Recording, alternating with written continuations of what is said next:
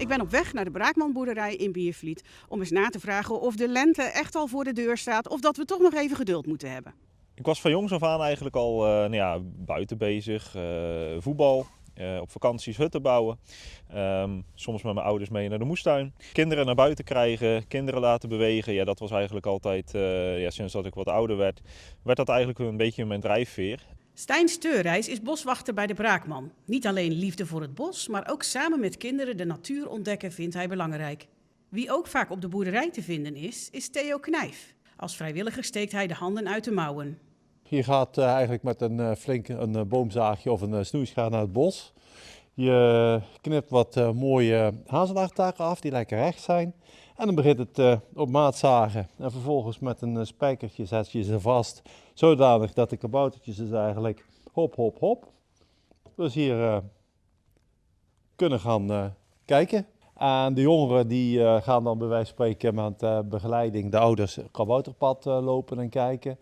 Iets ouder gaan lichte snoeiwerken doen en degene van 14 tot 18 die gaan het zwaardere snoeiwerk doen altijd met de hand natuurlijk, uit veiligheid. Maar dan zagen ze dus knotwil genomen met stammen die zo ongeveer zo dik zijn. Natuurwerkdagen, bomen snoeien, een kabouterpad. Er is van alles te doen bij de Braakmanboerderij. Nou, dit is het kabouterpad en ik zie in de verte al een kabouter staan. Zeker.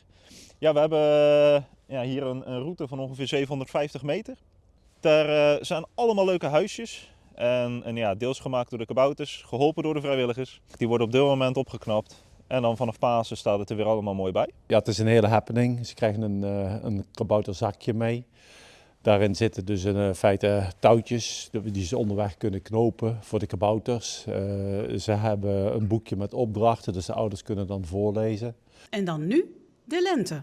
Kunnen we al wat zien veranderen in het bos? Ja, de knopjes die kleuren al mooi groen. En ik denk, als het weer zo doorzet, dan heb je de mei en de sleedoorn over een paar maanden alweer mooi in kleur. Zijn er voorbereidingen aan het bos nodig? Zeker. We zitten nu nog tot half maart, wanneer het broedseizoen begint, kunnen wij nog effectief in het bos en in het terrein aan het werk. Wanneer het broedseizoen begint, dan stoppen er toch wel een heleboel werkzaamheden om de natuur meer rust te geven. En dan gaan we meer de focus leggen op de paden onderhouden en zorgen dat de wandelaars weer effectief van het gebied gebruik kunnen maken. En heeft de Braakman een speciaal plekje bij u in uw hart? Ja, natuurlijk. Ik vind het eigenlijk een heel onderschat en onbekend natuurgebied voor veel mensen. Het is ontzettend groot, want behalve Noord heb je natuurlijk over de weg ook nog Zuid. Dus ik denk als bij elkaar van het uiterste zuidenpuntje tot het noordenpuntje, dan ben je toch al gauw, denk ik, wat zal het zijn, 10 kilometer onderweg.